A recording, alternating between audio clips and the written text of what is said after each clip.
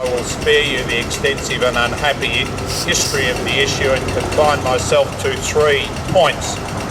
First, it was and still is outrageous that Planning Minister Guy in February this year overrode the Moreland Council and announced a rezoning of the Brunswick Terminal Station land and gave permission for 2 66 kilovolt terminals on that site. The Moreland Council had twice rejected this proposal as an inappropriate development for the site. This flagrant disregard for the views of local residents expressed through their council stands in stark contrast to the Liberal government's decision to give any resident who lives within 2 kilometres of a proposed wind farm an effective power of veto. The contrast and double standard in the treatment of these 2 electricity infrastructure proposals is shocking and disgraceful. Local residents have been expressing concern about the potential health consequences of the proposed increase in the electromagnetic field, both from the 66 kV terminals and from the transmission lines from Brunswick to Thomastown.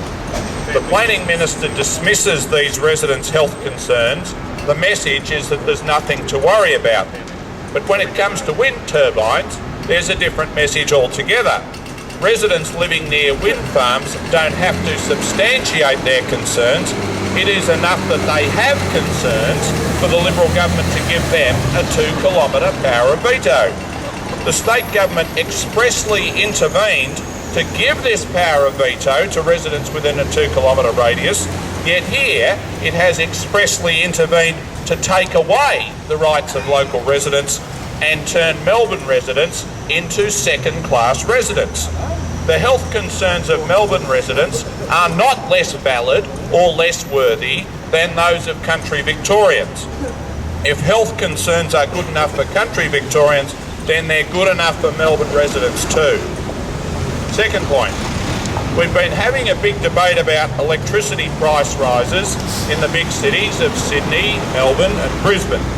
These price rises have generated real hardship for pensioners and low-income earners and some not-so-low-income households as well. Of course, we get people wanting to blame this problem on the carbon price or on renewable energy, but serious commentators, from the Prime Minister to the Productivity Commission, have pointed out that the biggest driver of electricity price rises is infrastructure upgrades, the so-called poles and wires. Electricity companies have been making a killing from gold-plating their infrastructure provision and passing on the cost to consumers. And the Brunswick Terminal Station is a classic case in point. In 2006, this project was estimated to cost $107 million. Now it is $271 million. Who knows how much it will cost us, the electricity consumers, if it actually proceeds. The electricity regulators have failed in their duty to protect consumers from being ripped off by this kind of project.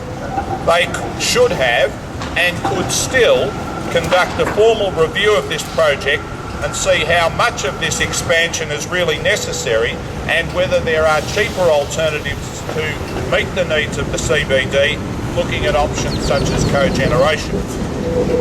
My final point is this, and it goes to some of the broader planning issues that I know concern people here, like Rosemary West from Green Wedges. Yesterday's newspapers carried a report about how we could meet the needs of Melbourne's population in 2050, when, if we continue to go down the road we've been going, Melbourne will be 6 million instead of the 4 million it is now, a 50% increase. Well, if we allow the state government to get away with steamrolling local communities the way they've been steamrolling Brunswick, then this will be the way of the future. Residents will have no say in what their neighbourhood, their community looks like. The east-west tunnel, high-rise, all these things will be simply imposed from the top. We need to fight the view that Melbourne's population growth of 200 a day, 1,500 a week, 75,000 a year is inevitable. We need to fight for local residents to be able to live peacefully in the beautiful places which our civic forefathers, our community leaders and we ourselves have created. Thank you.